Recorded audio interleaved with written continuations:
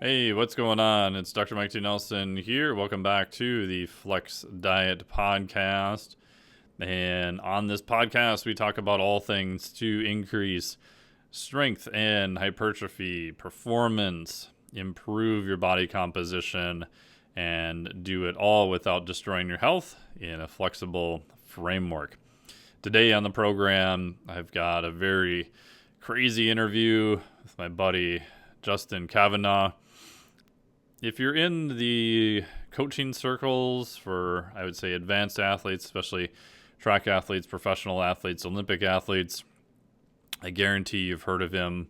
If not, you may not have heard of him. He works with all sorts of high-end athletes. He's worked with some of the fastest humans around. One of the main ones there is going to be Justin Gatlin. So worked with Tokyo Olympic Jason Rogers, tens of thousands of high-level athletes from NFL, NHL, Olympics, you name it. And he has an extremely wide background from everything from advanced recovery, which we're going to talk about today, strength training, periodization, you name it. He's done or experienced it.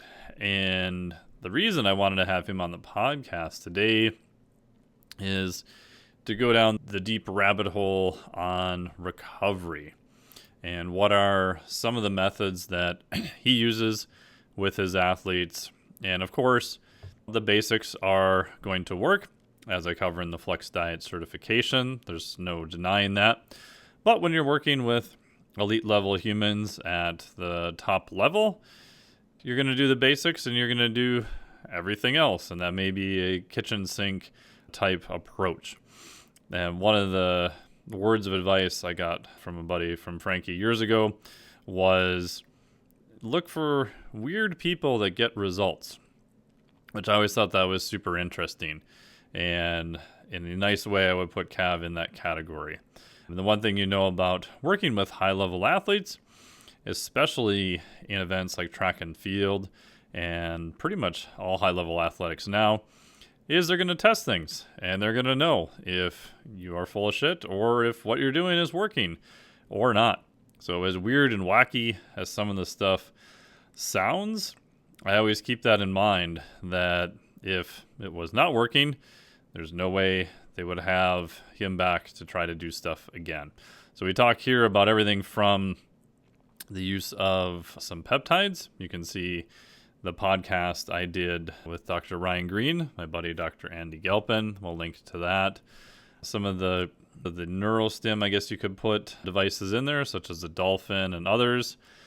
And Cav was very open about all the different recovery metrics and different things that he uses with high-level athletes. Some of them are quite expensive and rare or hard to find. I will try to put as many links in the notes as I can, but some of them, they're just not around. And some of the other ones are pretty easy to find and not super expensive either. So I've taken a couple of the tips that he's given me, and I did it on my right knee in South Padre. I came down a little bit hot off jump kiteboarding. Wasn't damaged or anything like that, just overloaded the muscle, and it was pretty darn sore for a couple days. And yeah, literally 48 hours later, I was out riding and it felt pretty good. So who knows, N of one, but check out all this great information from him. And then if you want more information about the certifications that he's done, you can go to strongerexperts.com. Shout out to our buddy Phil there. And if you are a speed coach, I would highly recommend The Art and Science of Speed Training with Coach Cav and Hank Krajinoff. Hank's another guy that if you are around this area in depth, I'm sure you've heard of him. If not, he's probably one of the winningest Olympic coaches around. He's based out of the Netherlands. So check out their program. I'll put a link to it. I also have a nutrition program that I've done for Stronger Experts.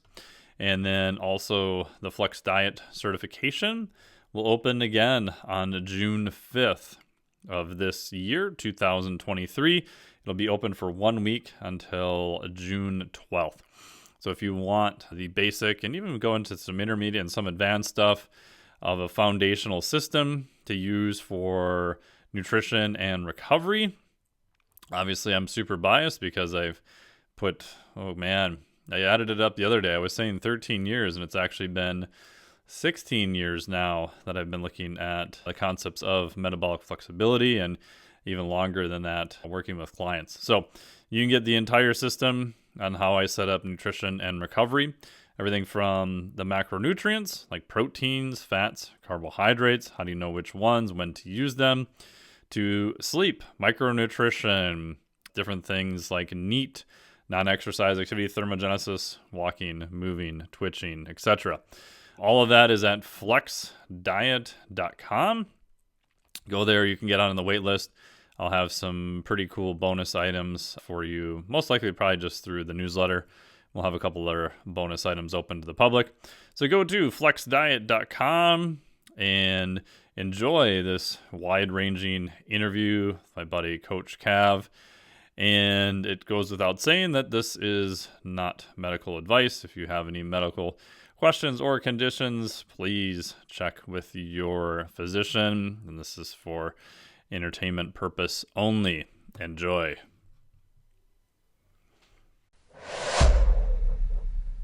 Welcome back to the Flex Podcast. I'm back here with Coach Cav. How's it going, man? Oh, fantastic, man. Good seeing you again. Yeah, it's good to see you. We finally got to meet in person for 2 weekends in a row, actually. We missed 2 decades of in-person connection, then we see each other back to week. So it's a win. Which is pretty wild because I didn't know you were going to be at the Raise the Bar event. And then we talked there, and then you were at the Real Coaches Summit again in Vegas. And you were there helping out the Coach Catalyst guys, correct? Yeah, they've built an amazing business and really helping coaches. So I've had they came in and helped me tremendously with our coaching business. And now being part of the team and seeing how that thing has been able to grow has been fantastic. I think we're really cool when you start looking at like behavior change, which as a coach, we understand that we could force the stuff down our clients' throats. But at the end of the day, it really comes down to the autonomy of them doing it and working through behavior change, which is where they've been strong. So it's been a lot of help for me. And then I saw the power of it for businesses. So got involved, and it's been really fun to see what that could do for the coaching industry. Yeah. And shout out to Trevor and Kane and everybody there. I met Trevor many years ago, and he was kind of the first guy who came up to me and was asking me about the Flex Diet cert. And so we have exclusive software through Coach Catalyst now. We're literally like, you've taught obviously very different certifications, and it's sometimes hard for me to convey to someone that you're literally buying their system.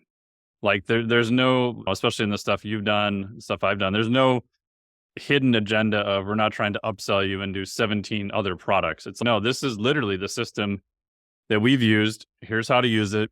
Here's the context. And in the case of Coach Catalyst, here even the 40 action items are all preloaded into the software. So once you understand it, you can literally drag and drop and add clients to it and start with a system that's already been proven. And that, I know, to me, what's so important when you think about something like that, right? And this goes into anything from a training perspective, when it comes to behavior change, or even just like client check-ins. When you basically take the author of the book and you then take the book, and everybody does this, they read a book, they hear a podcast, they go, I want to implement that in my life. But when they have the chance to do it, then they kind of like back up a little bit, right? So here they have a chance to take what you actually do with your clients, what you actually do with the coaches that you train and you teach through the certification, and you get to implement it, right? How powerful is that? And then they could put their personality on it. So when you have a system and you have a process, the coach that comes on top of it, it's then becomes their personality that adds to the individualness to the actual program. But you got to start from a process that has been tried and tested. And that's what you're doing here, which is really cool. Thank you. And it's nice now that you've been around long enough that I wish I would have switched to some software sooner, because I did stuff by paper, which I still do now. I did stuff by Excel spreadsheet for probably way too long. And I knew the breaking point was when Excel kept breaking all my hyperlinks to YouTube for some reason. And I was spending more time like fixing hyperlinks and going back and fixing stuff that should have been in there, that eventually just said, okay, I gotta figure out some better way of doing Well, I think there's a coaching lesson in this too, because software or technology enhances behavior. It doesn't replace behavior. It doesn't change behavior. It enhances behavior. So if someone's disorganized and they get into a project management software or organization or Google Drive, I guarantee you someone who's naturally disorganized, their Google Drive is a wreck, right? I guarantee you somebody who's not really good at, you know, doing things with like a naming convention is going to make a mess on a digital platform. So all they do is enhance behaviors. But if you're somebody that when you're with your client or you're coaching and you're on top of your stuff, basically it takes one pad of paper and it makes sure that it's foolproof. So instead of dropping the ball with sets, reps, or macros or timing, you now can have consistent behaviors that are tied into a data point that you could then scale not just across one client to 100 clients, but also the repetition to that same client over and over again without missing anything. I think that's where technology enhances the coaching experience, but you still have to be a good coach first. And if you could layer a good coach on top of technology, that's when you develop like a super coach kind of image. So you're not afraid of AI overtaking the coaching business then? I'm not, because I think what they miss, which although all there's humor into it, there's actually a lot of fear. Our world is very fear-based right now with ChatGPT and AI and all of these things that happen. If you think about it, it's augmenting some of the people's biggest weaknesses. So if you bolt on one of your strengths, it then becomes a way to accelerate learning. One of the greatest superpowers that people want is accelerated learning. This is why there's mentorships and books, coaching programs, masterminds, and or events for you to go to so you could spend time with people. It's accelerated learning. All you're doing is collapsing time. You're taking what would take you 10, 20 years to do. Every book is 10 years collapsed into one book. You may take 3 weeks to 3 months to read that. You just collapsed 7.5, 8, 9, 10 years of time to learn it. Now, that doesn't mean you understand it and you have the ability to apply it, but you can now conceptually grasp the idea and then play with it with already knowing what doesn't work, because it does. That to me is what's exciting when you start thinking about AI and you start thinking about like all of the stuff that everyone's got a fear mind about. Technology is going to enhance our behavior. So if you're someone who reads a lot of books, right? Podcast came around and said, I'm not the best reader and I like listening to people talk. That become a really good learning opportunity to digest content from. And reading a book, it's a single task. You can't read and drive. You can't read and write, right? A podcast, you have the ability to do a higher level task and a lower level task at the same time and just start to consume. So I think that AI is exciting because what it could do is you could put some stuff into it. Like I could take Mike T. Nelson stuff, drop it into Chat GPT and basically say, use this framework to solve some of these problems. And it will basically use your brain that has already been curated and organized. Now, what's fascinating when you start thinking about books is books to me, that's the baseline, right? That's the filtering mechanism, right? Because the key is like, how do you learn? I'm very long winded. So, how do you learn to write clear, concise, and shorter? And what we're able to do in a book is give somebody like the base. So now they understand the general concept. And then we could dive deep with stuff. So if they see us in person, we take those frameworks and then we could get into the practical application because everything is individual. And that's where it gets a lot of fun. So I actually love the idea of AI because I think it's going to enhance coaches' behaviors. Yeah. No, that's a great view. And you mentioned writing, and obviously I'm biased 'cause I teach the Flex Diet mentorship. And then one of the things I have people do is like literally write articles and I'll proof them, give you feedback or whatever. And it's amazing how many people, even with students, like this is a ridiculously hard skill because they just haven't been taught. And a lot of the pushback is, oh, I'm never going to write. I'm not writing a book. I'm just going to do videos and dancing TikTok things for 30 seconds. But I think they forget that the process of writing, at least in my experience, enhances your learning and your ability to explain it to somebody clearly. One of the things I've had coaches do Absolutely. is you can write out all your progressions and regressions for a squat and write out what cues you would use with somebody. Pretty simple. But the process of them going through and doing it and having that in their brain and then, okay, edit that down. How many words can you take out and still keep like the same intent? Like you get to edit and you get to simplify. And I think it, like you said, it clarifies your thinking quite a bit. What's interesting too, because when they talk about note taking being a great way to retain information, when I go into classrooms, when I go into seminar, I don't take a lot of notes on the subject that they're discussing. I take the notes of the thought that came up that was provoked during the conversation. So, for instance, if you and I are discussing something, I go, man, you just connected a dot for me.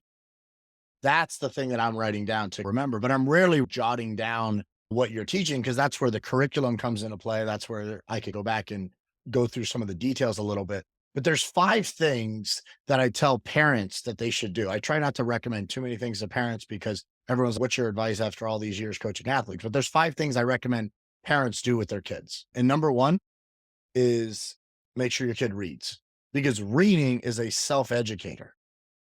It's so important for the athlete and the individual to learn how to read. Number 2 is learn a second language. Mm, Number 3 is play an instrument.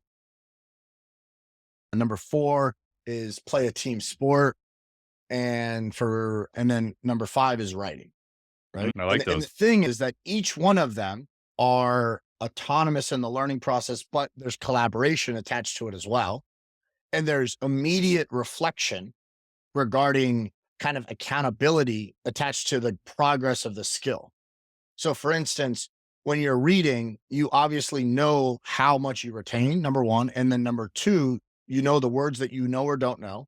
Number 3, you know how fast you read because you can easily count how much pages that you're reading maybe per hour.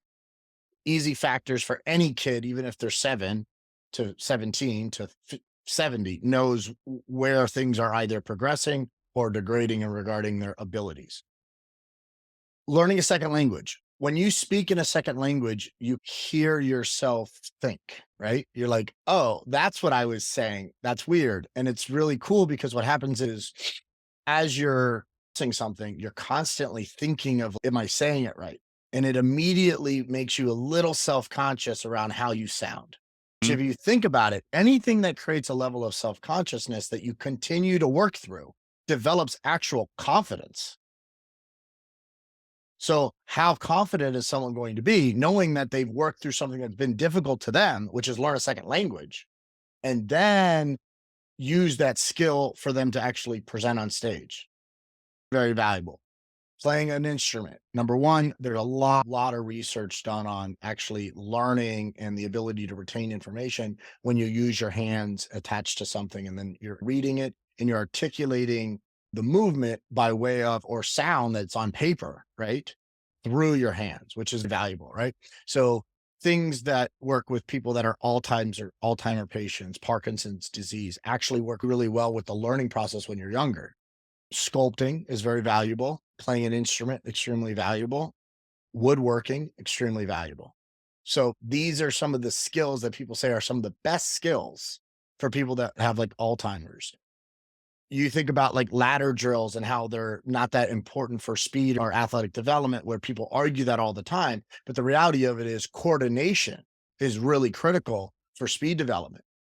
And the latter might be fantastic for people learning how to dance, learning how to do a rhythm. It's the same thing with like boxing for people that have Parkinson's. So these elements have transferable effects to the learning process as well as to other benefits throughout the body also. So I'm a big fan of them. So each one of the components provide like self-feedback, reflection, and kind of rate of progress, which I think is really critical when you're learning on like with something because it's telling you where you are now and where you're trying to go. I love that. And that kind of fits in with what we're talking about today with recovery. And one thing I've been, I don't know, I guess not yelling at clients more often, but I keep bringing up more often the past couple of years is after you do a lot of consults with, especially fitness professionals, it's amazing how focused they are in a good way, but almost at the exclusion of anything that's not fitness. What do you do for fun? Oh, I lift weights. Cool. What else do you do for fun? I don't know. I watch Netflix once in a while. Okay. Like, do you have any Interesting. hobbies? Do you have any recreation? They're like, no, I go lift weights again. I'm like, okay, I like lifting weights too. I think that's cool. But, and then you look at how much real estate in the brain is just dedicated to movement. And the joke I make is like, how much technology would it take for just a robot to catch a ball that's thrown at it? So, like, Limited. limited, yeah. But Yeah. we Tracking do, depth perception and the ability for it to move around. That's it. yeah. But humans do these more complicated tasks relatively easy. And like you've heard the story of the sea slug, right? Little sea slug, little critter that floats through the ocean, and then it finds its rock and it sticks to its rock and it never leaves its rock, and then it eats its own brain. 'Cause it doesn't have to move. Food just flows by. And so I sometimes get the impression like we're all becoming more like sea slugs. We're really not using our brain the way that it's developed, especially for the standard fitness person. So you mentioned about doing things with your hands, playing an instrument. Like I've told clients, like go play tennis, go play golf, kiteboard, surf, anything. Just do something where the environment is semi unpredictable. Like you know what's coming, but you're not like 100% sure. And then do something with your hands. Like I told a client recently, hey, have you ever tried to build a surfboard? Because he's like super into surfing and foiling and everything else. He's like, no, that would be horrible. It would suck. I'm like, Of course, but you're going to suck at it's first. the That's the first one, point. right? Yeah, that's the But point. the point is, I think doing something with your hands, creating something is those things are just tasks that we're missing in modern day now. Yeah. So one of my favorite coaching lessons that I've ever been on was in Barcelona. I went to the Picasso Museum, Oh, and it was fascinating because the light switches didn't have frames around them. And I'm hmm. like, that's interesting. I was like, why is that? And they said, anything that like deserving of a frame is art, and that's not art. Oh, wow, that's really cool. And then one of my like you look at like mentorship and coaching world, the relationship between Dali and Picasso was fascinating, right? Dali looked up to Picasso, sought him out to become a master at like pointillism, imagery, cubism, and all of these different types of art. And he was an absolute master. If you look at early work of Salvador Dali, you'll see that he was almost immaculate in regarding his ability to like Xerox a print. It was Hmm. unbelievable. It's super fascinating when you watch his skill set.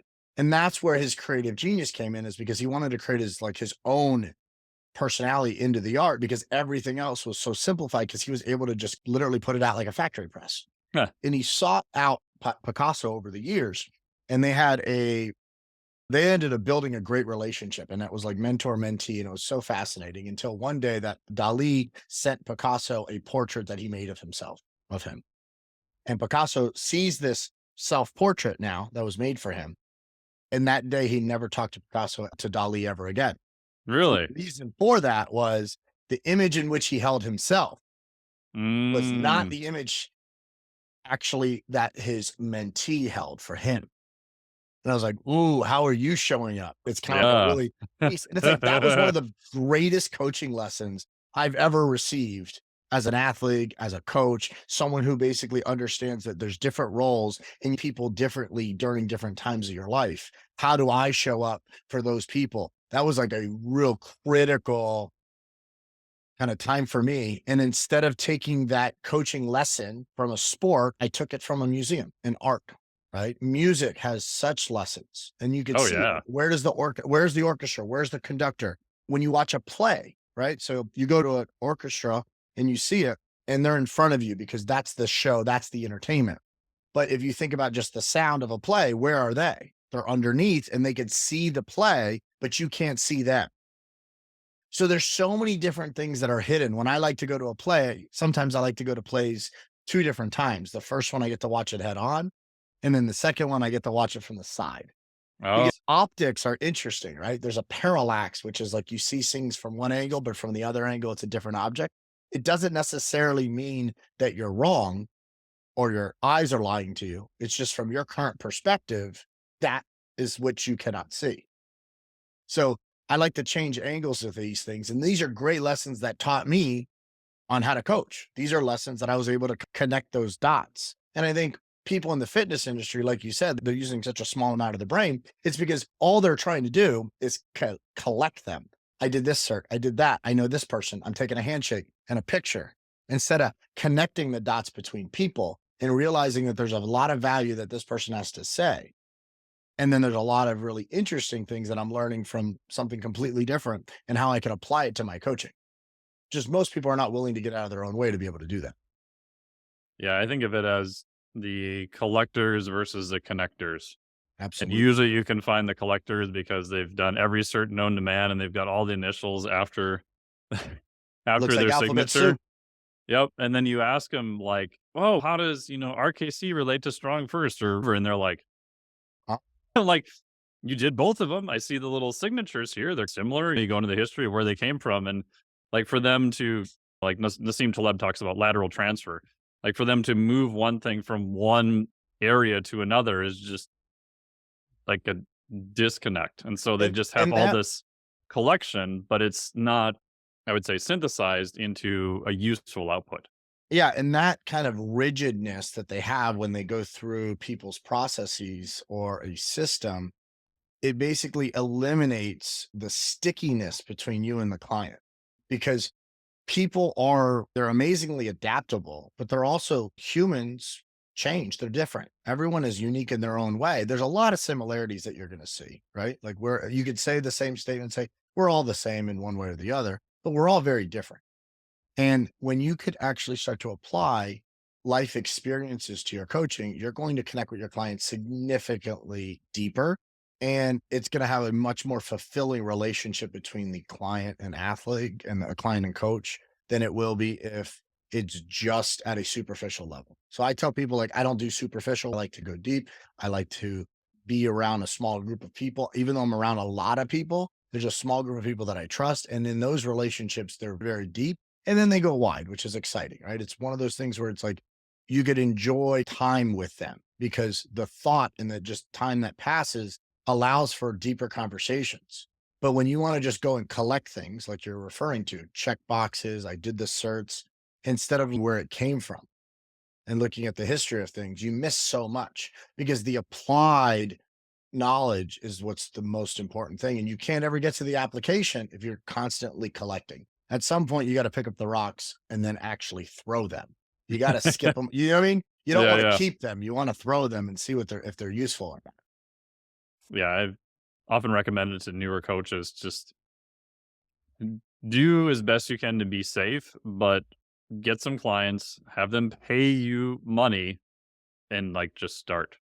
Like, because you'll never feel like you're ready enough. It doesn't matter how many certs you do. It doesn't matter how much stuff you do. Like, you're never going to be ready enough. But the amount of stuff that you'll learn by that person being in front of you. I look back to some of my early clients a couple of decades ago, and man, I feel so bad for those poor bastards. And it's such One a of my shit show. one of my first pros is the director of football operations at the University of Miami. It's fascinating because I mean, he's been one that's been like super loyal. He's a great guy. We're literally like family, but the training was definitely not that good. So it's like early on in my career, I had such prolific athletes. I was like dealt basically a really good hand of athletes that I was around. I'm from Miami. I was a high school All-American. I trained with friends of mine that were super athletic and went on to have amazing careers. And then I had the opportunity to coach those guys because they trusted me. And during that time, what was fascinating, it was don't screw it up. Yeah. It wasn't like, show us your amazing strategies and coaching ability. It was, I trust you. Don't mess this up. And when I didn't mess it up and they believed that everything I did was in their best interest, it allowed for deeper relationships. And they also saw that I was on this like deep pursuit of excellence with everything I did. Even if I couldn't achieve it, I was on it on a regular basis and say I was going to make sure no stone was left unturned. And every mistake that was made, I owned and said, we're going to make sure it's better. But if you go back and you look at it and it's, that was pretty rough. I have programs. I literally have every program I've ever written for an athlete. I have it still documented. I know what they did. I can't remember, what I did yesterday sometimes, but I can remember what that kid lifted or what that kid ran in a specific drill 15 years ago, 20 years ago. So it's a coaching brain. Yeah. And you mentioned even at the highest level, like the biggest thing is just don't screw them up.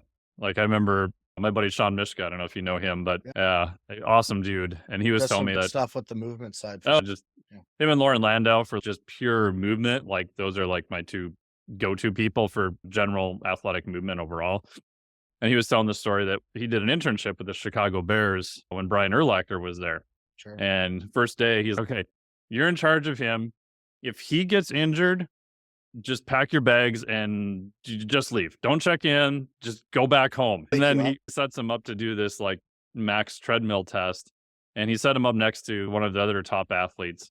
And so again, you got these two high level people. And of course, they're looking over to see how fast the next person's doing, trying to beat the person next to him. And Sean's standing there and he's just like going, oh my God, if this treadmill malfunctions, he's going to fly through the wall and I'm going to be out of here. And he's just, oh, he's just freaking out about it. That's good stress. That's good stress. But yeah, I tell people all the Yeah. time. So the day that I don't get that little like butterfly in my stomach when an athlete steps up to the line, I'll probably stop coaching. Other than Yeah. that, you're going to have to roll me out of the ring. You're going to have to roll me out of the field. You're going to have to roll me out of the oval where I can't coach it on the track side, because the day that an athlete steps up to run an event, or that whistle's about to blow, or a guy gets in the batter's box and I'm not a little nervous about one of my guys performing, that is the day I'll stop. That is literally the day that I'll be like, all right, I don't have it anymore. But I like that nervous energy because I think I could turn that into adrenaline, right? If I let it get too much, it becomes anxiety, which a lot of athletes and coaches experience.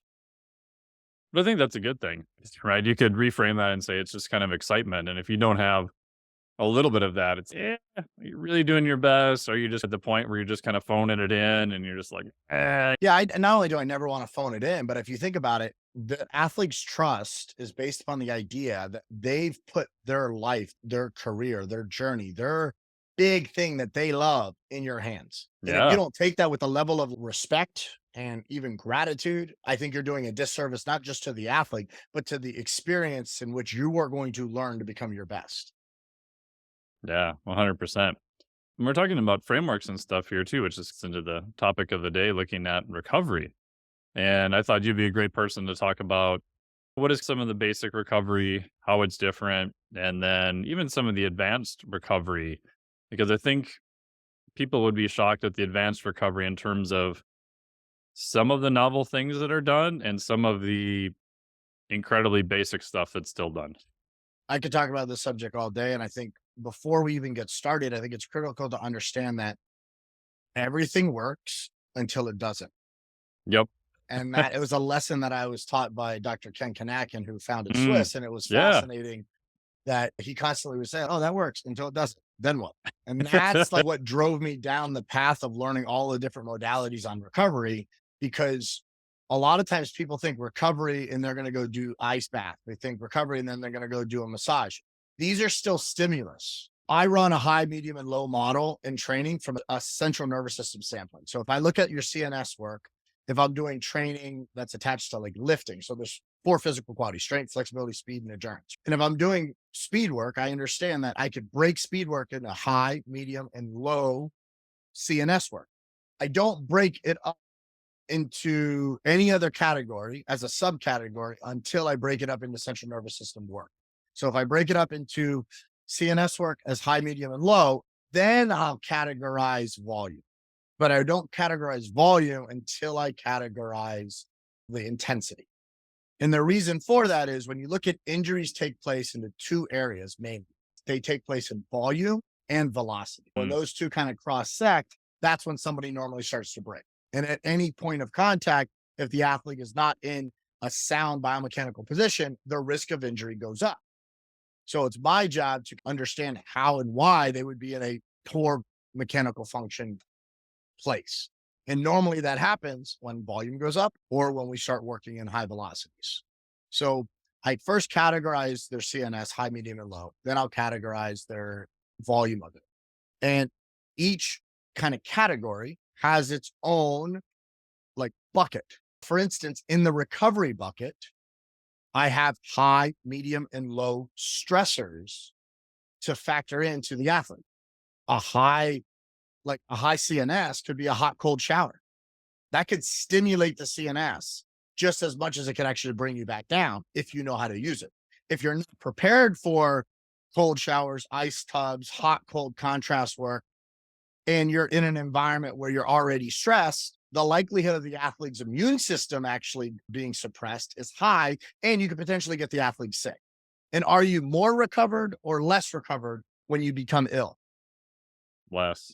Of course. Yeah. So with that that needs to be factored into your training recovery components. So again, it may work, but when and how much of it? So much, too much is not necessarily a good thing.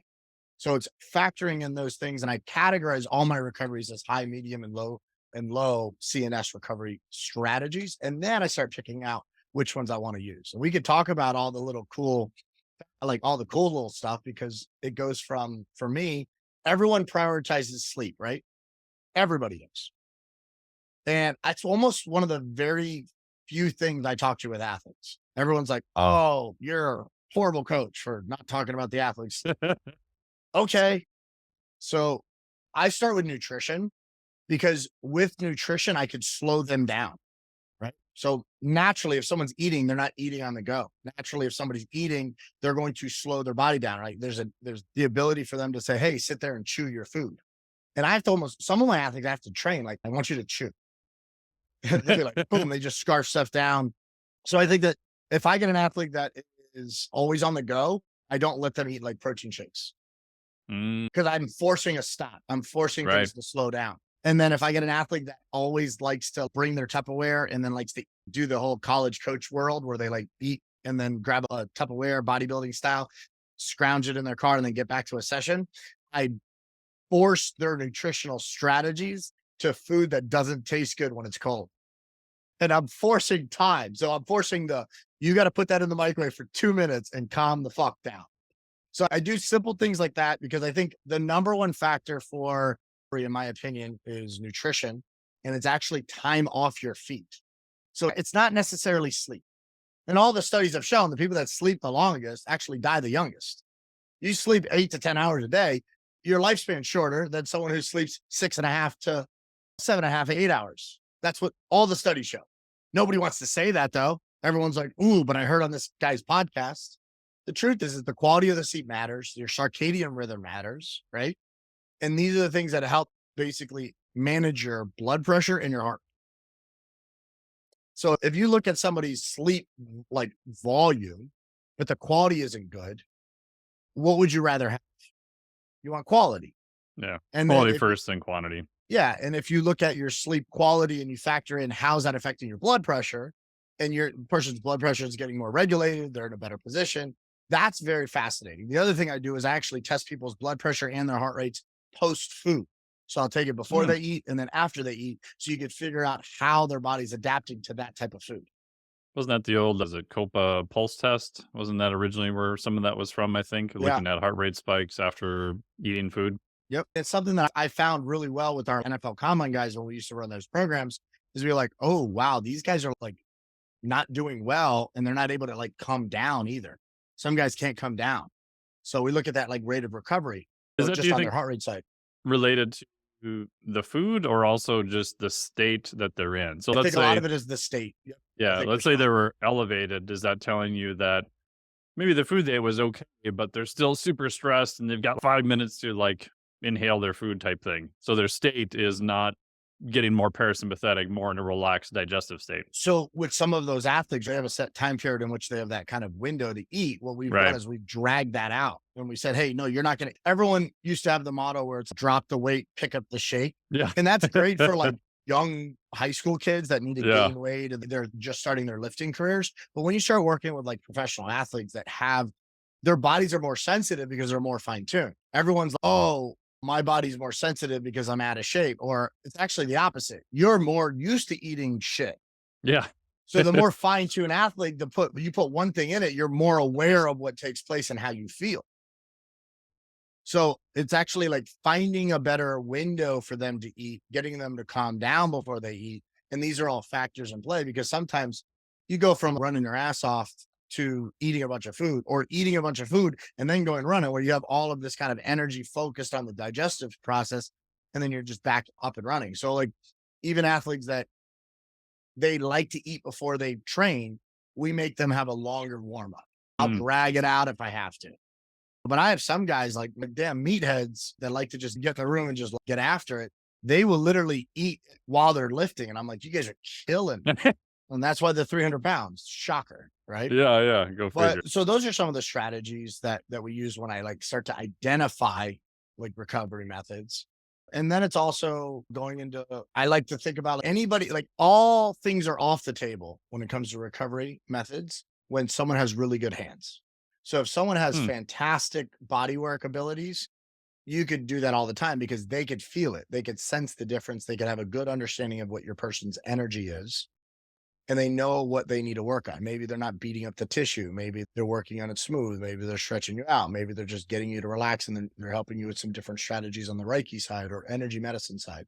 I think those are very valuable that most people don't think about in the recovery. Yeah, I find that fascinating too, because if you look at some of the research or some of the evidence-based bros, they're like, "Oh, massage, hands-on work, all that stuff's bullshit, like manual muscle testing, blah, blah, blah." And yeah, I get some of the studies and everything else. However, I can't really think of an exception to very high level athletes, especially track and field, sports of any type. Virtually every one of them that I know of has someone that does some type of hands on work.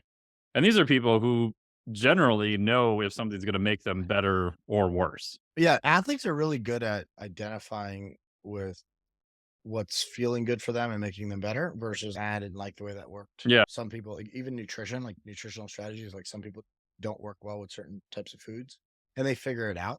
Most elite athletes use food and modalities as utilities, so they don't necessarily have emotional attachments the way general population clients do. That's something I think a lot of people do not take into consideration. I'll give you an example when it comes to body work. I put my hands on most of my elite athletes on a daily basis before their session and after their session to see how, and even during, depending on if it's needed. But if I have a sprinter, for example, if I could put my hands on them and I could treat them and get them ready to go without them expending energy and get them to 98%, and then they just need to do the last 2%, wouldn't that be valuable for their energy kind of ability, like their tank? Oh, Of yeah. course. If I could put my hands on the tissue and before he gets moving, realize that it's not what it feels like when he's on, how do I actually circumvent that? Now, I can't be like, "Hey, you're not on today. I got to turn you off." Like I can be like, "All right, cool. Our strategies now change. We got to like ramp up this warm up a little bit. We're going to have to break a sweat a little bit. We're going to have to try hard a little bit. I'm going to have to use some placebo work to get him in the mood a little bit." This is reality. This is reality in coaching. But everybody wants to talk about what this is what this evidence showed. Here's my problem with most of those documents on evidence. I train Olympic athletes and pro athletes. That's predominantly it. I got world champion fighters. I have the best in the world at what they do. That's my clientele. How many research studies are done on them? Because I don't know any of my guys that are going to let you test shit on them. Yeah. Because Yeah, if you it's like, test stuff on them, you could end their career. yeah. So Give me for your lead me, athletes and let them run this controlled program and punch muscle samples out of their VMO a whole bunch of times. It's like, yeah, it's just not going good to luck. happen. No, the best studies that that I've seen is actually done on like identical twins that have the same desires and interests, so that they Yeah. can run one program or the other program and then Yep. do muscle biopsies. Hank Krajinoff has done that, and it's pretty fascinating because he'll be like, "Oh, you think you're a good coach? You think you're a better coach than him? You two, you run each other's programs, identical twins, 12 weeks. We're going to take muscle biopsies in between, and we're going to find out if the guy got technically better, neurologically better, or you actually changed the muscle." Yeah, Like, that's that's awesome. fascinating. Oh, That to me yeah. is fascinating. And that's what he's been able to do with a number of his work. And I think that's what's really cool because that's what makes him the best. But for me, the majority of my clients are not in any study. How many guys ran sub 10 are in studies? That's the people I work with. Because if Like we ain't run sub none. 10, we're not winning. You Yeah. know? So how many guys forget what they do at the NFL combine. How many guys are 3-time, 5-time pro bowlers that are multiple surgeries, like their bodies are beat up and they got to go perform every single week for 16 to 24 weeks a year. Yeah. Guess what they do in the offseason? They do nothing. And everyone's like, "Oh, we got to train." I'm like, dude, don't train. More strength coaches have injured athletes than ever helped them. Yeah. And that's what's scary to a lot of these people because they think that they're doing something good for the athlete. And then the athlete's like, just don't feel good. And they don't Yeah. listen to their athletes.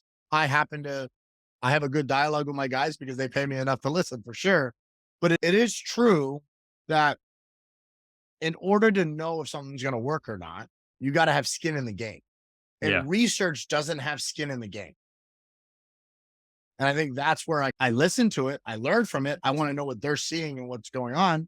But we found out a long time ago that when people were doing like cryotherapy, they didn't feel as big. And our fighters loved it. It was Mm. weird. Our big guys liked it when they didn't need to get big, and our fighters liked it because they were like, wow, every time they were cutting weight, they were feeling stronger, whatever. Now, who knows if it was a placebo, but this was long before the study that came out said that it reduces the ability to develop hypertrophy of the muscle. And sure enough, hey, that dumb fighter over there was pretty smart. So it's like, oh shit, that's cool. And these are really cool strategies. Now, cryotherapy and water immersion have very different effects on the body. People What don't do you find realize. with those two? The So research is very split, actually. what does the research say? I'd love to know. I don't So know. my interpretation of the research is cold water immersion has a lot more data because it's been around longer. You've got the old military stuff, that type of thing. Sure. I didn't have the technology now until recently to do cryo. From what I've seen, cryo seems to have more of a central nervous system, ramps you up like the endorphin, dopamine type thing. I don't notice any big difference in terms of any marker that I could look at in terms of recovery. It paradoxically may modify inflammation more than cold water immersion, but again, that's based on a handful of studies, and these are in healthy individuals. Sure. Pathologies are different. Cold water immersion, as you mentioned, there's 4 studies now showing changes in muscle protein synthesis. Who knows what that means in terms of lean body mass gains? It's across the board. You can't really get a number out of it. Performance, generally, like a couple of the meta-analyses have showed that cold water immersion probably helps performance.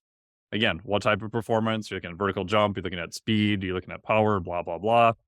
So, yeah, that's kind of what I would look at in terms of the research, but I'm curious as to what you found in practice. We have found that heart rate goes up higher in cold water immersion and stays up higher on them. We found that in cryo, heart rate goes up quicker, but it drops Drops. back down. Yeah. We have found hot cold showers to be more beneficial, or like contrast work to be more beneficial than cold water immersion. We have found that there has been more of a like immune suppressant to cold water immersion for athletes that are under high stress environments. So if they use Yes. ice tubs or cold water stuff to stress their system when they're already overly stressed, we've seen an actual increase in their overall health because their immune response is actually producing what it needs to, and it's fighting back. And then that's another stimulus, even though it's a recovery stimulus meant for, it's still a stimulus. And you have to factor in, as a coach, our job is actually to be not a strength coach, but a stress manager. And that's one of the things that we've found is that we have noticed athletes potentially have gotten sick in camps that they've done a bunch of like ice therapy because they're like, let's work on the breathing. Let's do all this. You got to be tough. Let's all this mindset stuff. Like most of the athletes that I deal with, they don't like it. They don't do it. Yeah. Some guys that like to it, right? They don't like it. They don't do it. And when you make somebody do something they don't like for the sake of them being tough, they're going to think to themselves, like, how is this going to help me in a fight? How is Right. this going to help me on the field? How is this going to help me in the sprint? But if they believe this is the thing that's going to help me have that pop, this is the thing that's going to help me have that focus, this is the thing that I need to be tough doing, they'll do it. And I think that has a stronger effect on it and the actual physiological changes. Although on the biology level, like in regarding what's happening to the cells, although I'm not certain to it from a research standpoint because it hasn't been done, I have found over 20 years doing this in certain times of the year has a huge effect. I've also found that ice immersion therapy or ice immersion training in cold environments does not have that great of effect. Whereas if you're in hot environments, because your body temperature is warmer much longer parts of the day for a Sure. longer period of time. So when you do it in certain environments, it actually has a better stimulus. Yeah, So it's more contrast. it is, and I find it interesting because a lot of times people don't realize that a lot of these concepts were created in like areas where it's really cold. So that's cold, that's normal for them. They're used to getting into the water. And what's their recovery method is the steam bath or the sauna. That's their actual recovery. So we've flipped it because we've Americanized it. And when you Americanize it and you can make money from it, that's when it becomes interesting. But I have found I'm a sauna guy, but mind you, I like the heat. So I'm the guy that's, hey, if you want to get the sauna, we'll get the sauna for an hour. I don't care. And I could crush it. I can crush 40 to 60 minutes and be like, why are you leaving? This is normal. But If I had to do 4 minutes in an ice bath, will I do it? Yeah, but I'm going to be bitching the whole time. And if so, you're not tough because you're complaining, and then I'll shut up. But in my head, I'm still thinking, this sucks. But Yeah. in a sauna, 40 minutes in there doesn't do anything for me in the sense of grueling environment. It's not hard. So what is tough to one person isn't always tough to another. Yeah, and that's what I think people forget too. Like I've seen people just completely tank their HRV, go massively sympathetic. One CrossFit athlete in particular a couple of years ago, and I was asking her, I said, what are you doing? I can't figure out like your HRV is just like off the ski slope. We didn't change anything. And she's I started doing Wim Hof breathing and then I started doing long cold water immersion. I'm like, oh, so you're super ventilation, like breathing in and out really fast, and Yes. then getting into cold water. I said, how long in the cold water? So it's like mid 45 degrees for 5 to 10 minutes. I'm like, are you shivering and your teeth are chattering when you get out? She's like, oh yeah. And I'm like, you realize that both of those are acute stressors, right? She's like, no, I thought this was recovery. I'm like, it potentially can be, but not at the dose or the intensity Oh yeah. you're doing. But I think people You have forget a that. headache. Do you need chemotherapy or Tylenol or Yeah. maybe some water? So you bring up some really good points because when you here's that like I have a lot of people that are in the breathing space. I think Mhm. breathing is critical for athletic performance, but I think most people overcomplicate it. Yes. So let's get into breathing for a split second because I think it really could help. And I think that a lot of people could actually play with this and see if it works for them. Simple box breathing, right? So if I'm literally treating it like it's a box, so I'm going basically breathing, I'm breathing in for let's say a 3 count. 3, right? And I'm bringing it slowly. So I'm going 1, 2, 3, breathing in, right? Box is going across, holding it, right? For 3, and then breathing it out for 3, 3, and then holding it, and then doing it again. Simple box breathing. You could choose whichever number that you're comfortable with as you're listening to this. If you are feeling like you need to calm down, you actually want to start with a faster number, quite opposite that everyone thinks, right?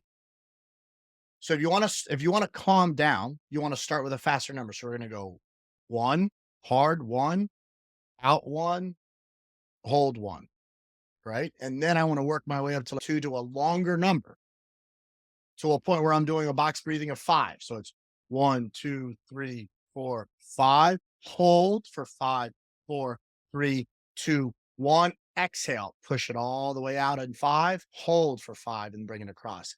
And then you'll calm down because when you restrict the pipes, right, and you hold things down, it's waiting to come out, right? And then all of a sudden, when you then get it to calm down, it's a lot smoother. So what I do is I have somebody who ever wants to like move, if they have too much anxiety, right, and I need to get them to calm down, breathe with it a little bit so it matches their mental state fast, and then slow it down. And then if you want to build it back up, take a deep breath in and then build it up, right? So increase your box breathing at the rate in which you want to actually get into actively rise. Very simple. You don't need to worry about Wim Hof. You don't need to learn anything. It's very simple and play with it. What you'll find is you're going to figure out something that's going to work for you. But most people haven't even played with it, right? Yeah. So I'm a big believer in like doubles and triples. So, and that you let it out because you'll get a lot of value out of that. It'll also calm people down, but Yeah. you can The affect physiologic somebody's. sigh. I play with the ears a lot. I'm into a lot of meridian lines, Chinese medicine, acupuncture points. I find that they're very beneficial if you know them. Acupuncture is an amazing recovery tool. There's a ton of people. Norm Shealy, Doc Shealy, he has created essential oils that he's used on different points and meridian lines that has Hmm. helped change basically your heart rate and just meridian flow tremendously. It's unbelievable what people could do. Dr. Ken has put a lot of like magnets in different parts of like your body to actually Yeah. change the effect. Huge in regarding impact. When I treat an athlete, a lot of people use like electric ENS, like TENS pads. Most of my stimulation units have those like sticky pads that everyone's used when they're in high school and they've lasted all the way through college. The majority of my TENS pads and EMS pads and all of my electrical stimulation units actually transfer most of that stimulation through actual natural rocks. So I'll use like Hmm. shungite stones, I'll use minerals, and basically they actually hold an electric charge.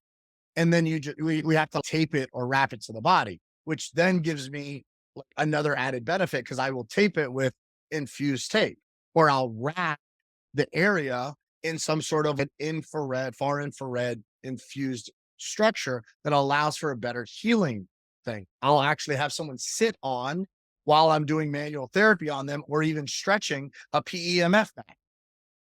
So when I'm doing my treatment on somebody, I have them laying on a PEMF mat. And that's very, very valuable. When I'm working with somebody or if I'm just talking to an athlete, passive strategies for recovery are very valuable and underutilized. So I have them sit on a grounded mat and they don't even know it. And they're just like, man, I feel so good here. I use mountain blood, which is mumio, right? It's Yeah, a fantastic tea. It's really hard. It looks like sap. And you just crack a piece off a little small dime field, drop it in hot water, make tea out of it. Hey, it's sit down, very talk to me. very black tarry, Yep. correct? Yeah. Yeah. And I'll just be like, hey, sit down, talk to me. And they don't like, man, this doesn't taste bad. It's fine. They just drink it. It's hot tea, whatever. You could throw some ginger, some lemon, whatever you want to like flavor it up for them. But they're feeling better. And I like to infuse all of this stuff, right? I play a little fun game with you with the little Yeah. coasters. Bring those to a bar and have they're little party tricks where you can basically change the actual liquid structure, organizing the liquid and actually changing the way something tastes, all through the reflective image of a color, which is really cool. Now, if you ask me how to explain it, like I'm not Elon Musk, so don't worry about it. Try it for yourself. And if it doesn't work, you still got a shot of vodka or bourbon. So Yeah, good yeah. on you. Oh, good. So I'm a big fan of that. If you have minerals, crystals, it's just the same thing. I don't think there's a lot of difference between healing energies that are natural than internal healing of like herbs and spices. I think that they're very similar and the body just needs to receive them. So you have to play with that stuff, but there's so much that you could go down that rabbit hole that's super exciting about. What PEMF, like, kinda mats do you like? I know there's a whole bunch. There's from Yeah. pretty basic ones to ultra Yeah. high-end 30, 40, $50,000 industrial looking units. So the one I have a bunch of them, right? Like I really do. I have a bunch of toys. One of the everyday mat I use is a mirror mat. That's what it's called. Mirror It's a mat, okay. and the reason why is it's a super low dose, right? A lot of times people think that you need to crank this stuff up. Some of the patients I work with, if they're at the elite athlete level, that's one thing. They can receive that really high jolt. But again, don't forget, that's still a high stress. Oh, yeah. Even if it's giving you energy, right? It's still a high stress. I can walk into Dr. Serrano's office and he's laying down a PEMF machine that's used for fucking horses and he's getting shocked and he Yeah, feels great and he's half asleep. He's literally knocked out snoring, right? And he's getting shocked by this thing, but yeah. it's for horses. And that's the difference. Whereas a lot of the athletes, I like people to not know that it's happening and let them know, hey, what you're on is very special. Here's what it does. Educate them like, I don't even feel it. Wow, but I do feel better. You can get them to believe in it, which is, I think, part of the work that we do. But the mirror mat is my favorite one. It's a super low dose PMF, and I found great results with it. They also have Mirror Magic, which are like these little small devices that are mobile. I've used that for like bone healing, putting it around like any sort of joint or bone, if that has like any sort of fractures or any injuries. I've had a lot of success with that. The mat that I use, you could even sleep on it. Here's what I have found. My son's 5. He loves the mat if he's not feeling well. In the middle Hmm. of the night, my wife will be like, "Oh my God, that's crazy." Like at the middle of the night, he'll get to a point and he'll just slide slightly off of it. That's it. So when his body's ready and he's done, he'll just move off of it.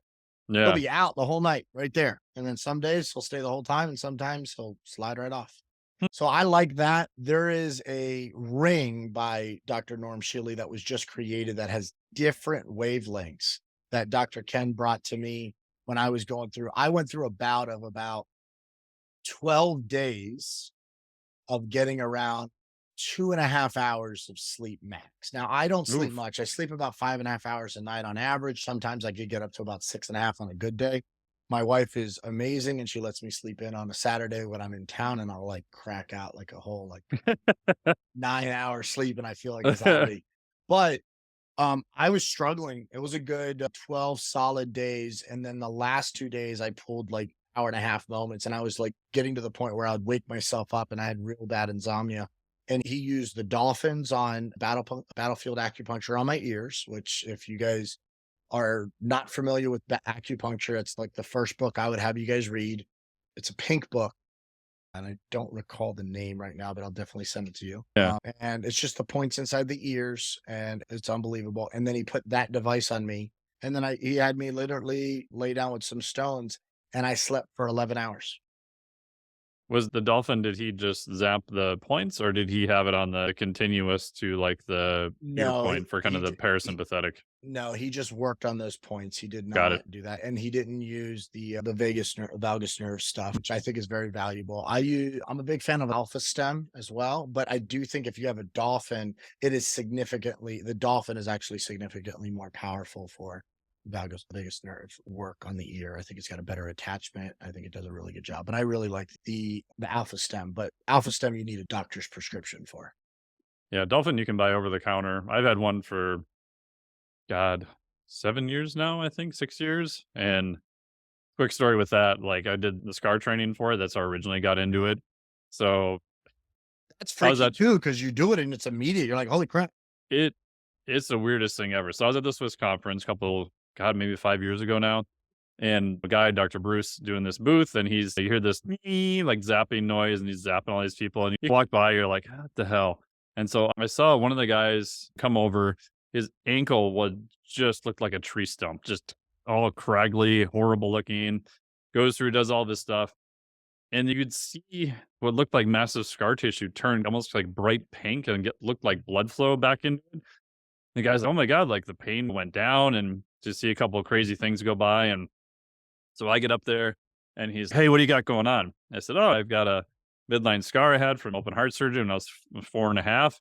He's, "Oh, okay." He's, "Take your shirt off, lay down." And he looks at the scar, and he goes, "What's this from?" I said, "I had a atrial septal defect repair when I was 4 and a half years old." He's, "Oh, this'll change your life." And I'm like, "Okay, whatever." This guy is like some weirdo, whatever. He's a bit abrasive. Yeah. So you met him, obviously. So zaps the scar, does a whole bunch of other stuff. And I'm asking him, I said, "Hey, like, how does this thing work?" He's, "Oh, it helps regenerate ATP, and your autonomic nervous system will be quite different." I'm like, "Oh, really?" He's like, "Oh, yeah, you'll be much more parasympathetic." And I said, "Oh." I said, "We happen to measure my HRV each day. So can I come back tomorrow and show you my HRV and see what I found?" And at this point, like, most people would be like, "Oh, it doesn't really do, I'm not so sure." And he's, "Oh, yeah, cool, let me know." I was like, "Oh, that's oddly confident, knowing I'm gonna show up here tomorrow and be like, 'Hey, here's what I found.'" Yep. So towards the end of the day, I've been traveling, went back, and I was just super tired after that. I was just like out.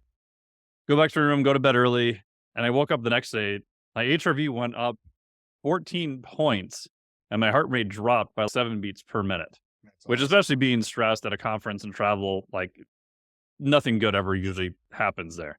Yeah. And so I come back to him and I'm showing it, and he goes, "Oh, yeah, that's what we thought." And so I'm like, "Okay, I'll Yeah, buy 2 units, please, sir." yeah, he's pretty incredible. He's got a typical doctor's bedside manner who's a bit of a savant, so that makes sense. Yeah. Kelly's actually really good too, so those are good people. Yeah. I've seen some of their clients that have gotten tattoos of the points that they need to hit so they can have Yeah. basic partners, and they're older and they just go, "Hey, hit here," because they have to be grounded.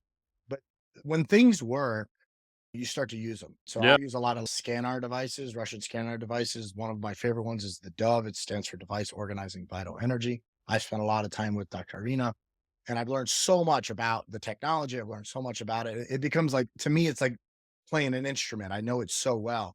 So sometimes some of these tools, you do got to get used to them, right? It's just like your hands, right? A therapist needs to get used to their hands, but they're not willing to practice. A Right. coach needs to get used to his voice, but they're not used to coaching. And the recovery side of all of this stuff is just a matter of playing with it.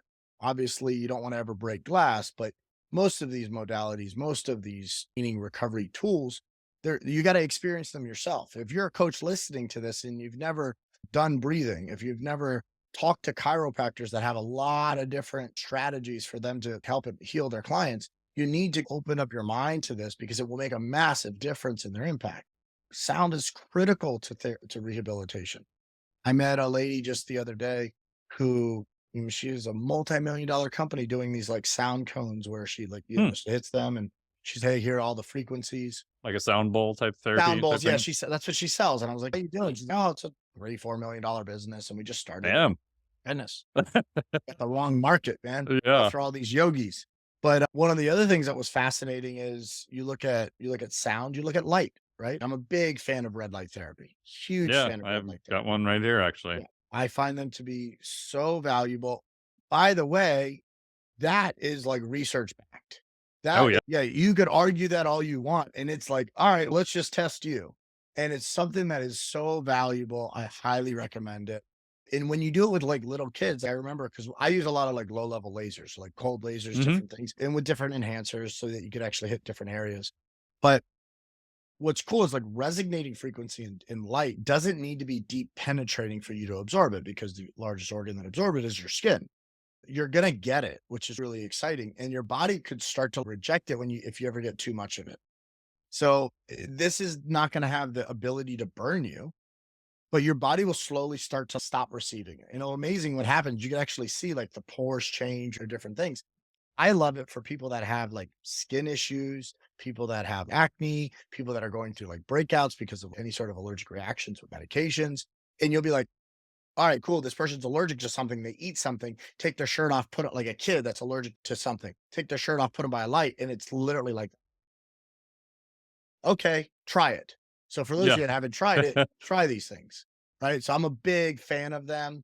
I like oils. I think there's so many things in like natural medicine that we have not used for our elite athletes that if we did, we could make big impacts. So like natural oils, magnesium oil is something that I treat most of the athletes with from a Hmm. range of motion standpoint. So anybody that's dealing with like tension in their hamstrings, or if I need to loosen them up, just get a little bit of magnesium oil, do the treatments with magnesium. So if I am actually treating an athlete's body and I need them to loosen up, that's where I'm hitting it. Now, I rarely treat the lower back with magnesium oil because I don't want the lower back to loosen up.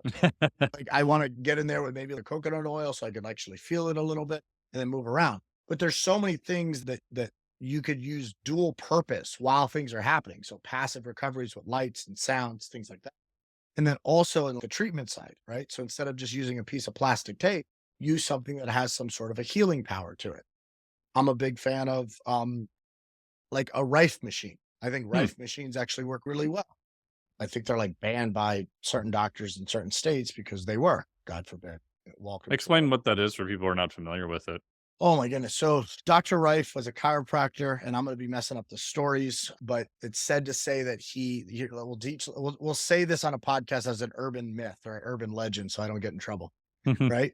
But basically, there was a device that he created, which was a signal that was put out and supposedly cured cancer. And it basically it killed the cancer cells without harming the other cells because it understood that these cells lived up to a certain frequency. Hmm. The right frequency would go in there, hit the cell, similar to a microwave. So for people that understand how a microwave works, microwaves go from one side to the other side. And the reason why your mom and everybody always put like a little bit of water or a towel with a little bit of water on top is because what it actually does is it actually heats up, vibrates the water, which is what breaks it up and that causes the heat. If there's no water or liquid inside the food that you're heating up, it won't heat up at all. So if you go to put something in the microwave that isn't actually hydrated at any capacity, it won't get hot. It will stay cold because that's what it's doing. So where a lot of people like, I was taught, get away from the microwave, Justin, you're going to get cancer, you're going to die. That's not what actually happens, right? So what a Rife machine does is it understands the frequencies that are at certain levels in cells and where they are healing and or where they are in disease states, and it pushes the frequency to that point into where basically those cells, which also allows for ways in which it could help and heal you as well. So that's what a Rife machine is in the most elementary view from a non-doctor mythological statement of someone who cured cancer so you don't get in trouble on a podcast.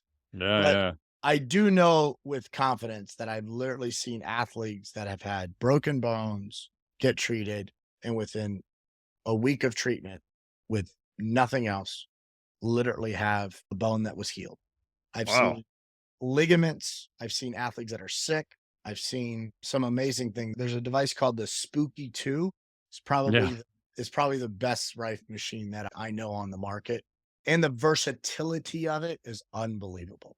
So there's a ton of stuff that they do. They could literally do DNA frameworks on it, which is like way outside of my league. I'm lucky enough to have a group of people that help me with that process. For instance, I have Hank. When you have somebody like that that you could call and walk you through stuff, it's awesome. And then it's even awesome because his athlete, Renelle, she's getting her doctorate degree in plant steroids. So she's a genius Hmm. and she basically will walk you through like exactly how to use it and what setting and everything else. So it's sometimes you just let the people that are the best at it teach you and then you play with it and you get some really good results. I like using different modalities, but I also think that there's so much value in also like you're talking about like nutritionals from a healing standpoint, right? So I'm a big fan of high dose vitamins, high dose supplementation to heal different parts of the body and recovery. And I don't think a lot of people are used to it. You could just use like current seed oil and the typical dose is 2. And I'm like, hey, I tell the athlete, take 10 every hour on the hour. I'm like, what? What? And they're like, "I feel like Superman." I'm like, "Awesome. I thought you were feeling like crap." It's about as good as taking heroin. And there's other things that I think are very valuable. Peptides are fantastic if you know Yeah, what you're that's a whole doing. area. Yeah, and it's getting more popular now, which is making it even worse. But if you could get with people that know what they're doing, peptides are phenomenal. I've seen them do amazing work. I've seen literally tears from muscles heal a whole chest. I've seen somebody literally like tear a hamstring and do treatments. I had an athlete that I told would tear his hamstring if he kept doing something. He did something, tore his hamstring. What's fascinating about this athlete is he was so professional that like when I called him, he called me and he's like, "Yeah, I need you, Cav." I'm like, "All right." I was like, "Here's the first thing I want you to do." Like literally, it happened the day of. So I get a phone call. I was like, "Hey, here's what I want you to do. I want you to schedule your PRP session like tomorrow." I already did. I already did. I just got out of the doctor's now. Just got a shot. Oh, so like the kid is on point. So at least at that, even at like after shit broke, he was on point, which I appreciate. Totally. I just hope for athletes and coaches to take it just as serious before it happens. And then we brought him in. So you just got his PRP, you put peptides in there, you get that kind of like rocking and rolling. I'm a big believer of laser. I wrap it in an infused tape that has tourmaline crystal in it. It has healing power. And then I'll also basically use different types of therapy throughout the night to help them with the healing process. So, for Hmm. instance, put them on a PEMF mat, right? And wrap the entire leg in it. So it's like a cocoon. There's space blankets that you could reflect any negative energy out and you just wrap it around that. So now everything is encompassing inside that area. Within 10 days, I took a 3 millimeter tear in the hamstring to a complete recovery, both from the beginning of the MRI to 10 days recovery on the MRI. That athlete got tested twice by the NFL for any sort of drugs. Everything we used were natural modalities, and they had never seen a hamstring heal that fast before. That's So wild. is it like cool stuff? Yeah. But if it works Yeah. and these guys are worth millions of dollars, they're going to use it. Yeah, and that's the thing that to me is always fascinating because you're dealing with people who basically money is not really an object. It's how fast can I get back within the confines of the rules of the organization I'm in to play again.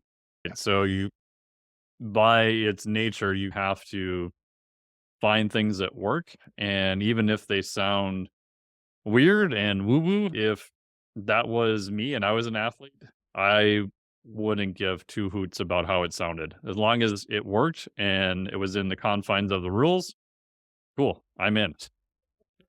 There's so much to the environment that plays into building trust with an athlete and letting them know that, hey, no stone will be left unturned if you Right. work with me. We're going to do everything. So, hey, once something happens, if there is some sort of a break, an injury, or a problem, like hitting it from every angle could do it doesn't do any harm.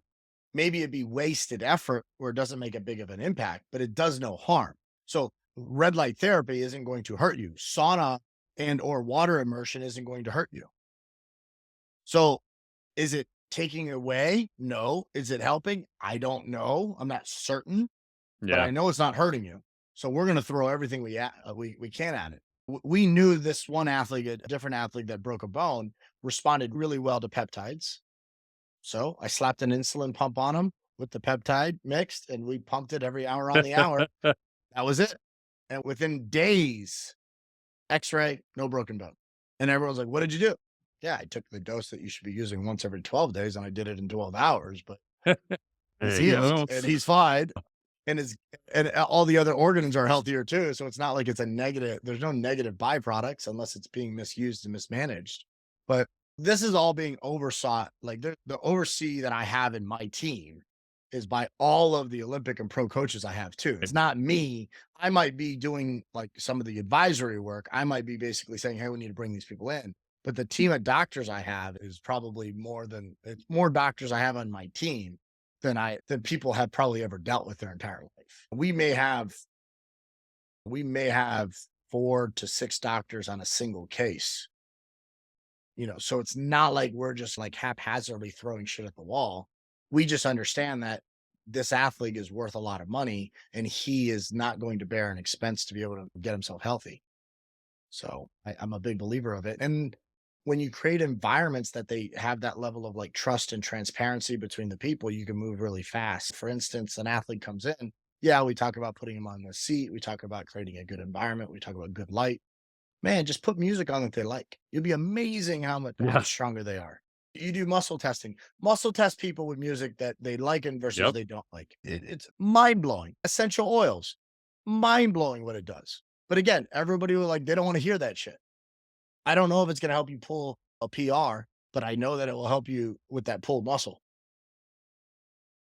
Yeah. And I've got another podcast I did with Dr. Ryan Green from Monarch Health, along with Dr. Andy Galpin, where we talked all about peptides and if people are listening, what do they do? How do they find them? Because unfortunately, as they're becoming more popular now, they're still considered a gray area. Sure. And a lot of the stuff that people can get is hopefully sterile and inert at best of worst, I guess you Yeah. could say, or not real and all that kind of stuff. But Well, like everybody is going to say 99% pure. of course they're going to say that. The problem is the 1%. Right. What's the other shit in there? Yeah, like the 1% is the problem. The 99 Yeah. is not. So that's the big thing. The other thing to think about is for novice that don't know the difference. Do you really want to experiment with low quality or would you rather Yeah. be working with the best on the market? See, I don't have to worry about that because everything I do is going to be done at least with the intention of the highest level, but because expenses are not necessarily going to be the resisting of that Not the rate function. limiter. No, and what is time and speed and deliverability? And you might be able to have a whole bunch of things and take it in on nutrient side, but are you absorbing it? So we want to make sure that quality precedes the quantity because I find that the quality of stuff could enhance the recovery tremendously. And I'm a big believer in that. And just look at, for those that have ever taken a European trip and ate bad food, right? Because you guys have a psychology in your head that's broken, bad food. You guys ever went to Europe, ate bad food and felt great? And when you come home and you eat good food and you feel like shit, what does that tell you about the quality of our food? Why can you go to Europe and eat pizza and bread and everything and you can't have anything here? Yeah. And part of that goes, I think, back to the state we were talking about before, too. A lot of people are there, they're more relaxed, they're Yeah. not working, they're like, hey. So their state is completely different, too. Because I've had that happen with a few clients, and I'm like, okay, so let's try to recreate the state that you were in over there or on vacation when you're at home, and let's start with that and see how you do. Here's Only a most of them here's do better. here's an interesting way to test that is if you have a morning routine where you have a cup of coffee and every day you have a cup of coffee, but you're working from home or you're doing something and you just do it in a rush, instead of doing that, find a window, find a seat outside, find something that's quiet, and go have that exact same cup of coffee with zero distractions in a completely different environment while you're looking have the ability to look very far away. Because I Yep. believe that proximity to your body and sight is actually really critical for your brain because your brain is just your eyes are just like internal, external organs. And you need to be able to have the ability to look far and near away to relax yourself. I think Yep. these are easy tests that you could do if you actually want to test your heart rate is just like looking different far away and close. And I guarantee your heart rate will slowly come down. You could do this with like tension and tightness in like different parts of your body as well. Put something close to you, look at it, and then stretch. You're going to feel tighter. So again, states are critical, but when it comes to food state, if you actually look into the like nutritional biochemistry part, look at the gut brain axis, look at the microbiome, and the actual change that happens when you're in different states when you eat something. Significantly different, right? And again, I'm probably not the expert at that. And there's plenty of people that I'm talking to right now that may be, that you have a lot of things that you could opine on because you understand it from a holistic view, that you know that some of these things aren't going to be the easiest wins. So you want to start with the easiest wins. And if environment is the easiest win, how much is that first domino going to create the rhythm and momentum in which you're going to actually get the result that you want? Because at the end of the day, we're results driven. So whatever the first domino is that's going to push it down, that's going to then steamroll into the thing that we want to achieve. And if you start your conversations as a coach with, you're never going to recover unless you get 8 hours of sleep, the hardest behavior change that we have, you might as well tell a person that you're going to die tomorrow if you don't quit smoking. We know they're going to die, but that's not going to kill them. So you got to start with some sort of behavior change. You got to start with some sort of action that actually gets them in a better position to start resting. So for me, I'll tell them, like, instead of sleeping, I'll say, hey, I don't care what you do. You got to get off your feet. So my rules are get off your feet. I don't want you standing. I don't want you walking. I don't want you moving. So being off your feet is critical. I'm a big believer of that. And there's so many different things that we see that are completely misrepresented in the sport performance, trainer, exercise science, strength and conditioning world. A good example for all these coaches that are like barefoot coaches, I love barefoot work. I love the foot moving around. But if you look at the body, if it's got a soft surface, it needs to get hard, right? Because if you're soft and soft, what happens? You just crumble. If you have a hard surface, then it can relax. So we always talk about, oh, you need to wear these Vibrams, you got to wear these. There's nothing wrong with wide base shoes. There's nothing wrong with moving your toes around. I think that's fantastic. There's a time and a place for everything. Don't use that on the sport field. You'll break your foot. But people don't realize that there's a reason why no NBA player is wearing tennis shoes. There's a reason why no NBA player is wearing sprint shoes. It's a tool and it needs to protect both the bones and the joint structures so that it can perform its task. The most mobile foot of the 5 major sports that we have in the United States is what sport? With 5.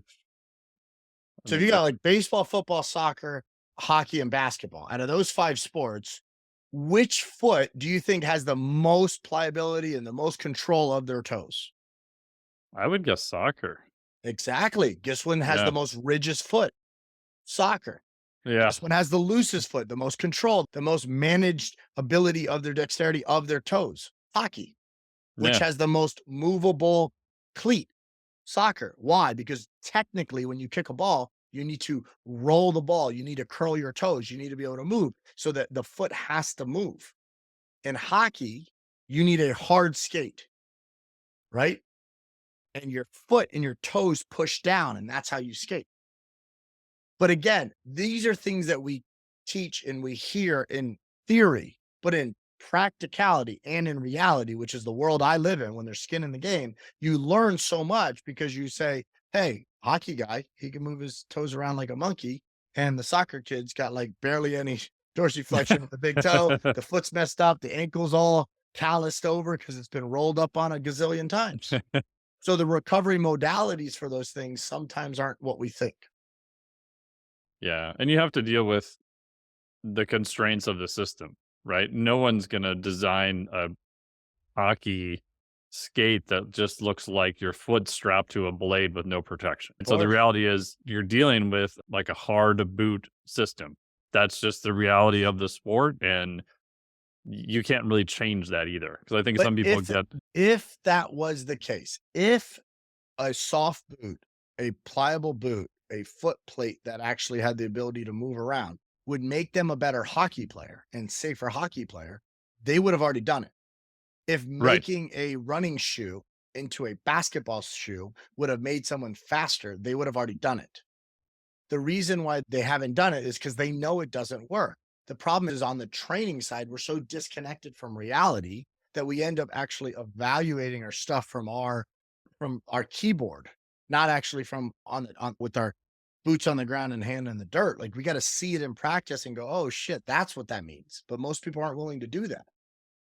Yeah, like we said at the beginning of the program, try something out. See what the results are. I remember something our good buddy Cal Dietz said. He's like, yeah, I try all my new programs out on all my track and field athletes and my swimmers because I Controlled know if they setting. got faster or not. He's my Spot hockey on. players, I don't know. Unless we do some other type of testing, is I have to have something that's repeatable that is at least one of the parameters of a sport to know if they're going to be a better athlete or not, because that can involve a whole bunch of other things too. Yeah, track, Olympic weightlifting, and swimming are the controlled environment settings that allow Yeah. for you to actually know if you're doing a good job inside the weight room.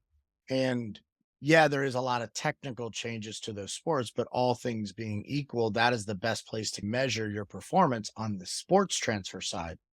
And why aren't you as a coach being like creative and curious with these things? Probably, like you said in the beginning, because you're so stuck in fitness and training and nutrition and lifestyle work that you have no hobbies that you could pull from. Yeah. Right? I had the luxury of working with Kravitz early in my career, and I got a chance to go see him not too long ago, a couple years Oh, ago, awesome. with my wife at Wolf Trap, and I watched him literally on stage slip, and I knew he hurt his back, and I knew it because I watched it, and I'm like, I know it because I know what he does when he gets mad, and I know his little I don't want what's going on right now mannerisms. Nobody noticed except for Yeah. me. And I'm just like shooting him a message like, "Hey man, are you still in town?" He's like, "I'm off to London. Like, I wish I would have seen you." Like, dude, like I saw what happened. How's your back? He's like, "Dude, it's a wreck. I wish I could have still been there." And I'm like, here's one of the coolest dudes in the world. And it's just like noticing that little nuance. But observation is what makes you better as a coach. And then Hmm. doing it makes you more confident. Observation is going to make you better. Doing it in practicality is going to build your confidence. And then when you actually start to have conviction with your athletes, you're going to start to see major changes happen. And it's also the same thing with the recovery. But I think the big picture of this conversation is what are you doing outside of your world that you could pull from? And if you have nothing outside and that's all you're doing, then you're probably going to be limited in your mind. This is why we're all like the creatives come from places that they're probably on something and they're experiencing different things in the world. The truth is some of the same creative nature could come from conversation with really good people. Some of this Hmm. creative stuff comes from music, some of it could come from art and environments. Go to different places, you could see some amazing things and you could pull from it. Yeah. What I do with that is I think of low movement and high movement environments, right? So low movement environment for me, if I'm trying to solve a problem or run questions through my brain, I'll lock myself in like a float chamber for 90 minutes. So I'll literally try to remove all other stimulus and then I'll get out and I'll just write stuff out for sometimes like an hour afterwards. Nice. And Okay. then That's awesome. if there's other things I'm trying to solve, I'll also do like a high movement strategy. So in a perfect world, I'll read a whole bunch of stuff, literature, and then I'll normally just go kiteboarding for a couple of days. I won't look at any of that literature. I won't actively think about it, but I know I'm subconsciously processing it. And all of a sudden, things will just show up, and I'll just make a note. And so I'll have a couple pages of the notes after a few days. And then I'll go back again to the process of, okay, I want to look up this, want to look up that, and then just reiterate some of those things. That's fascinating because for me, it's like fighting, jujitsu, boxing, Yeah. wrestling in that area. And then on the opposite end, it's scuba diving. Yeah. Yeah. Same idea. So it's Right. like because what happens is like you hear your own thoughts when you're scuba diving, Oh, yeah. you It's know? crazy. And I'm like, I sound like that. Like I could hear my thoughts. And that's scary because you're not talking, but it's so interesting to give yourself space and disconnect from that stuff. I did a thing for a year. Jim Quick, who's the memory guy, is a friend of mine, Hmm. and he's fascinating, human too. But he asked me for 1 year to do it, and I did it. And it was for the first hour of the day, do not look at your phone. Oh, yeah. First Yeah. hour. Now, Yeah. I'd be lying if I say I'm doing it now because I don't. But I did it for 1 full year, every single day for a year. I did not pick up my phone for the first hour. And it was fascinating. It made a huge impact in my mood. It had a huge impact in my presence. It made a huge impact in my relationship. And it was very noticeable to the point where just a couple weeks ago, my phone broke and I had to give it to Apple to fix. And they're like, you could bring it back tomorrow or you could just leave it overnight and be ready in the morning. I just left it overnight. And then my wife is just like, how are you doing? Are you okay? You don't have your little toy. You don't have your little like extra girlfriend with you. And it's so true because that thing that kind of ties us down that we're so glued to is actually tying us to some of the wrong things and it removes the ability to be present. And you got to take that away sometimes. So probably need to get back to doing that. But that was a challenge that Jim Quick gave me and I did it. And I'll tell you what, it was probably a significant one of the biggest changes I had in regarding a morning routine, because I'm not a big morning routine guy, that I made a big deal. Yeah, I noticed right now as we wrap up that because I had the Fizz Flex cert when this will air later, but it was opening now it's closing as of this recording tonight. So I've tried to be on Get more on on it. If you don't hear it, get on it. that's right. Thank you. And so I tried to be more on social media. People had questions, trying to be more responsive. So I go on a couple times, 3, 4 times a day. And I notice every single time as it's ending, like I literally feel like I give myself squirrel ADHD brain because like I get in the habit of being distracted and like you almost look forward to them being distracted. So the amount of times during the day I'll be like, oh, I should see if someone sent me a message on Instagram about this or that. And so then I have to almost like detox my way off like the next week of, okay, stuff's on autopilot. I'll write for the newsletter. Someone else will post it. Try to get back to, I try to set up not looking at email first thing in the morning, do some red light, do some meditation, a little bit of cardiovascular stuff, and then have my 1 to 2 hour block of the big tasks where I actually have to think. Obviously, helping with the Triphasic 2 book is the main one right now and try to get through those things because I find as soon as you start allowing your brain to be distracted, it's much harder to then carve out those kind of uninterrupted spaces again. Absolutely. Yeah, and I Yeah. think it's one of those things similar to athletes where a good athlete knows how to get out of a bad position. A great athlete never Yes. gets, and a great athlete never Doesn't get there. gets in one. And what's Yeah. really cool is it's also when it comes to sprinting or movement, if you start in a good position, it's so much easier than to find a good position if you start in a bad one. So how can you start your day? How can you start your environment in better positions so that it's easier to build momentum? And it's the same thing with the changes that you're trying to make with your athletes or your clients. How can you do that by way of making it easier for them, not easier for you as a coach? And that's something that I think is pretty fascinating. That's why with Coach Catalyst specifically, you could prompt your people to do things and then also see that work. So you get a way of identify where their behavior changes. And most people do not identify change. So they Right. don't notice that they made a significant change. Other people notice it. But if you could actually use every single person's action as the way to manage the accountability for their change, it becomes self reflecting and they become better at self awareness and appreciation and gratitude, which are all very important and things that we probably don't see enough of as coaches. Yeah. And a lot of that you could even tie back to position. So the biggest thing I learned for kiteboarding, my goal this trip or coming up is to hit a jump at 20 feet up. So I've hit almost 18 feet before for about 6 seconds, right? So you land about 160 feet away from where you took off. And the biggest thing I learned was, oh yeah, if you go off in a stable position, odds are you'll probably land pretty good.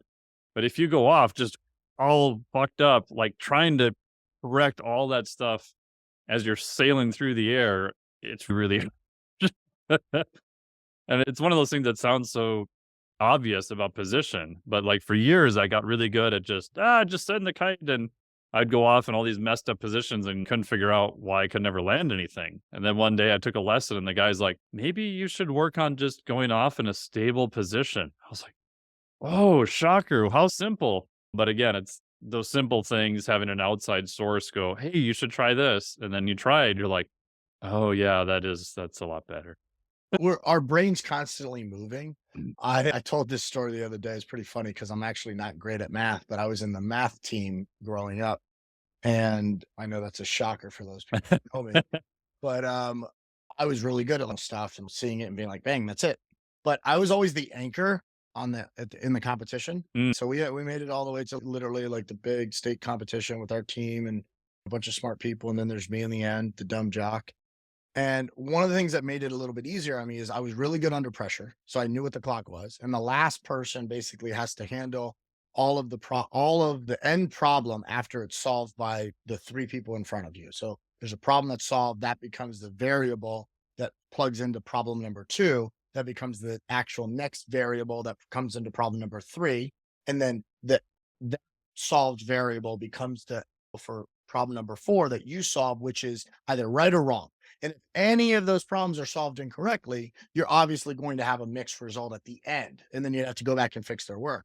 One of the reasons why I was good is because everybody in regarding competition that was the anchor would always be watching their teammates and Mm. trying to solve problem one while they're doing it, solve problem two, and they're checking their work.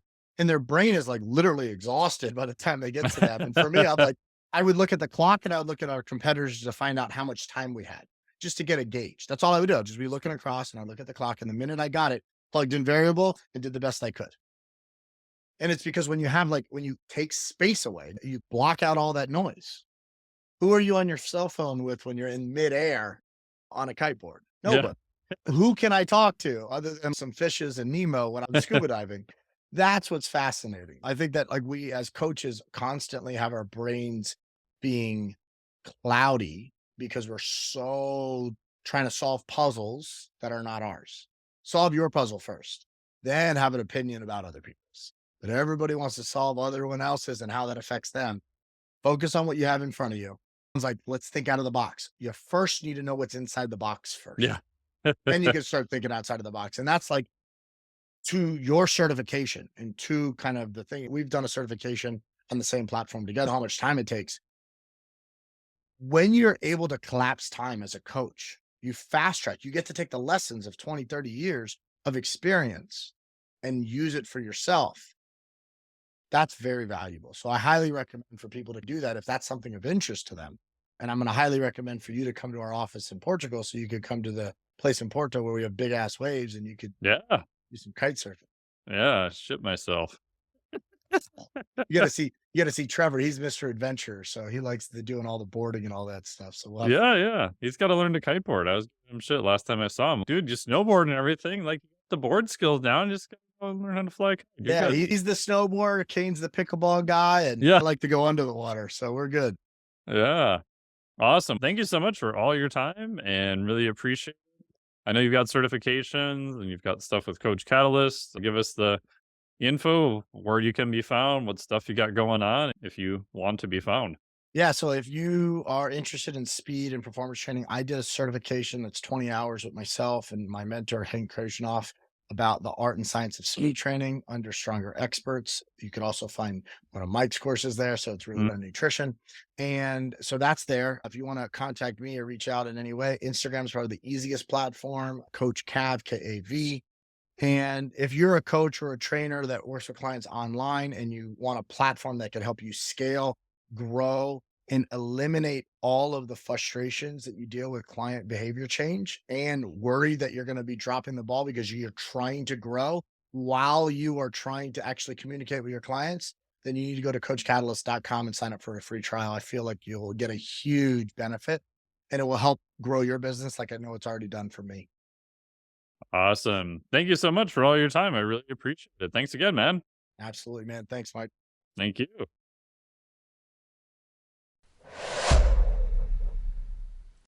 Thank you so much for listening to the podcast here. Huge thanks to Cav for coming on the podcast and sharing all of his knowledge here.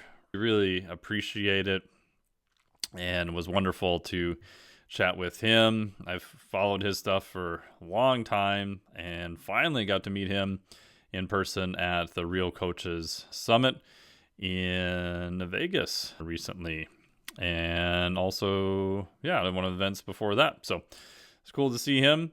And if you're interested in nutrition and recovery, the Flex Diet Cert opens again June 5th, 2023 until June 12th. Go to flexdiet.com for all the information. You can sign up onto the wait list there. I'll have some exclusive bonus items only going out to the newsletter people there. And for this round, I have also decided that if you have any personal questions on anything that's in the certification, things you don't understand, or you're not sure what macronutrients or what priorities to assign to clients, you can just email me. I'll literally give you my private email. You can ask me any questions as you go through the certification. I'm not sure how much longer I'll be able to keep doing that. I really like doing it because I like the teaching aspect of it, but at some point it just becomes a bandwidth issue, but I'm going to try to do it as long as I can.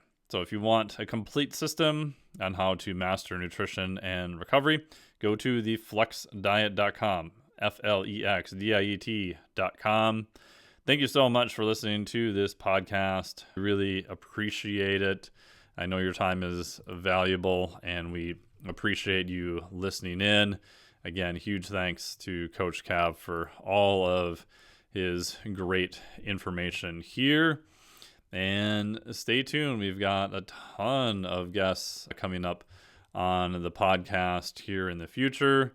Brian Bornstein, Adam Ross, RD, Dr. Andy Gelpin, Dr. Scotty Butcher, Ron, and Juliet Starrett, and many more. Stay tuned in. Thank you so much. Greatly appreciate it. We will talk to you next week. I have a good mind to go home. You had a good mind, you wouldn't be here in the first place.